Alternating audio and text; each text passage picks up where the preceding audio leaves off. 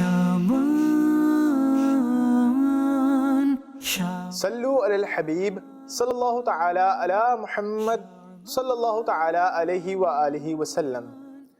Ideal month for observing Nafl fasts. Dear viewers of Madani Channel, the Prophet of mankind, the peace of our heart and mind, the most generous and kind, sallallahu ta'ala alayhi wa alihi wa sallam, loved observing fasts abundantly in the month of Shaban. Sayyidina Abdullah bin Abi Qais radiallahu ta'ala anhu has reported that he heard al-Mu'mineen Sayyidatina Aisha Siddiqa radiallahu ta'ala anha saying, Shaban al-Mu'azzam was the favorite month of my beloved Prophet sallallahu ta'ala alayhi wa alihi wa sallam, as he sallallahu ta'ala alayhi wa alihi wa sallam used to fast in this month and then extend it up to Ramzan al-Mubarak. Sallu ala al-Habib sallallahu ta'ala ala Muhammad sallallahu ta'ala alayhi wa alihi wa sallam.